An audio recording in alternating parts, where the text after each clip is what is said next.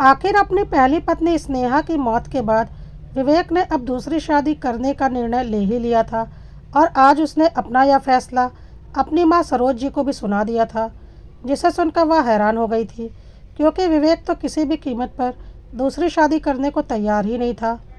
माँ, मैं अपने ऑफिस में काम करने वाली काव्या के साथ शादी करना चाहता हूँ। विवेक ने खाना खाने के बाद अपनी माँ सरोज जी के कमरे में आकर बैठते हुए कहा। सरोज जी हैरानी से बोली, अरे तू तो शादी करने को तैयार ही नहीं था। विवेक बोला, माँ, मैंने बहुत सोच समझकर फैसला किया है। मैं शादी तो करना चाहता हूँ, लेकिन तुम मुझसे वादा करो कि स्नेहा के साथ तुमने जो कुछ भी किया है वह तुम काव्या के साथ नहीं करोगी। सरोज पहले तो सकपका गई, फिर नज़रें चुराते हुए कहने लगी, अरे मैंने क्या किया था बहू के साथ? उसकी किस्मत में यही लिखा हुआ था तो मुझे क्यों बोल रहा है? विवेक ने बोला, माँ, वो सब मैं नहीं जानता। मैं बस इतना चाहता हूँ कि तुम मेरी दूसरी पत्नी के साथ थोड़ा प्यार से रहना, उसे ताने मत मारना और उस पर अत्याचार मत करना। बेटे की बातें सुनकर सरोज जी को बहुत गुस्सा आया और वह सोचने लगी, एक बार तेरी पत्नी को आने तो दे, फिर मैं उसे अच्छा सबक सिखाऊंगी। खैर, एक मंदिर में काव्या और विवेक की शादी हो गई। घर आते ही काव्या 8 वर्षीय ईशान के साथ कुछ यूं घुल मिल गई मानो वह उसकी माँ ही हो। स्नेहा के गुजरने के बाद से ईशान गुमसुम सा रहने लगा था, लेकिन काव्या के साथ अब उसका बचपन फिर से खिलखिलाने लगा था। काव्या और विवेक साथ ही ऑफिस जाते थे। कभी कभार काव्या जल्दी घर लौट आती थी और विवेक को ऑफिस के काम के कारण देर हो जाती थी। पीठ पीछे सरोज जी फिर से शुरू हो गई थी। वह काव्या को जलीकट्टी सुनाने से पीछे नहीं रहती थी।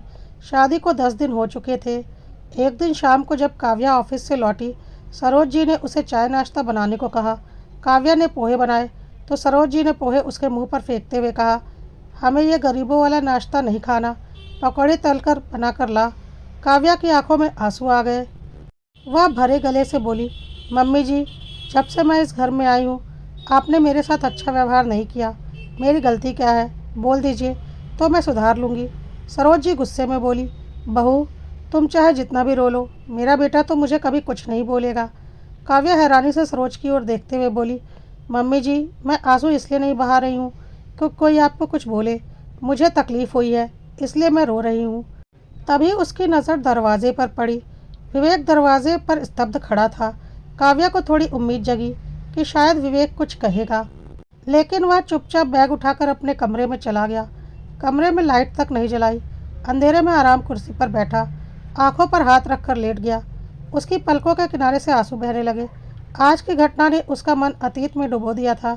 जब उसकी पहली पत्नी स्नेहा जिंदा थी, तब सरोज जी उसे इसी तरह से प्रताड़ित करती रहती थी। वह हमेशा एक अच्छा बेटा बनने के चक्कर में माँ को कभी कुछ नहीं कहता था। स्नेहा अपनी पीड़ा बताने की कोशिश करती थी तो विवेक हर बार उसे ही समझा देता था, माँ बुजुर्ग है, कुछ ही दिनों की मेहमान है, थोड़ा सह लो। पर इन बातों से सरोज जी की हिम्मत बढ़ती गई। एक दिन जब वह ऑफिस से लौटा तो आंगन में पड़ी मृतदेह को देखकर उसकी रूह कांप गई। वह स्नेहा ही थी। स्नेहा कितनी गहरी डिप्रेशन में जी रही थी, विवेक को इसका अंदाज़ा भी नहीं था। हार्ट अटैक के कारण उसकी मौत हो चुकी थी। ईशान माँ के शव से लिपट कर रोता जा रहा था, माँ उठो ना, पर वह कहाँ उठने वाली थी। सरोज जी भी एक कोने में खड़ी रो रही थी, लेकिन विवेक को माँ पर गुस्सा आ रहा था। धीरे धीरे समय बीतता गया और विवेक को ईशान के लिए खुद को संभालना पड़ा। इस बीच ऑफिस में काम करने वाली काव्या ने एक दिन उसे प्रपोज कर दिया। वह चौंक गया। काव्या बोली, मुझे पता है आपकी पत्नी नहीं है और आपका एक बेटा है। एक एक्सीडेंट के कारण मैं कभी माँ नहीं बन सकती, लेकिन मैं ईशान को माँ का प्यार दूंगी। मेरे माता पिता नहीं हैं, मैं अपने चाचा चाची के साथ रहती हूँ। वो लोग जबरन मेरी शादी करवाना चाहते हैं और मुझे इस घर से निकाल देना चाहते हैं।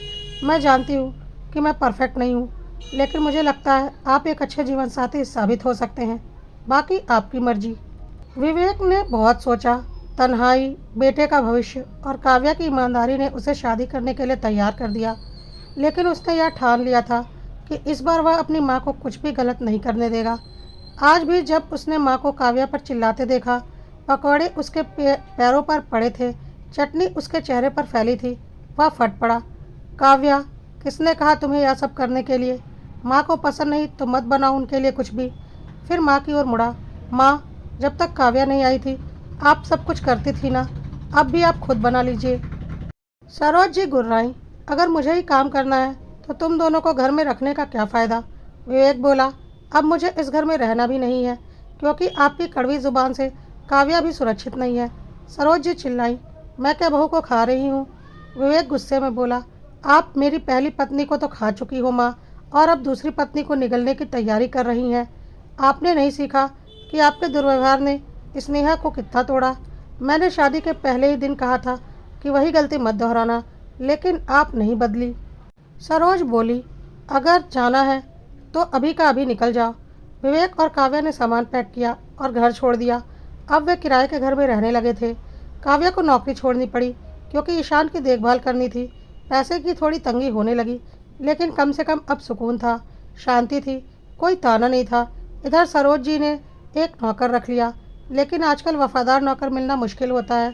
एक रात उसी नौकर ने सरोज जी को बुरी तरह से घायल कर दिया और लाखों के गहने रुपए लेकर फरार हो गया। विवेक फिर से टूट गया, लेकिन अब जो होना था हो चुका था। वह माँ के पास वापस गया। माँ की हालत देखकर वह चुप हो गया। सरोज को अपनी गलती का एहसास हो चुका था। उन्होंने मन ही मन ठान लिया था कि अब वह सुधरेंगी, लेकिन अब तक बहुत कुछ हो चुका था। पहले एक बहू, फिर बेटा, फिर घर का चैन, और अब अपने हाथों से सब कुछ।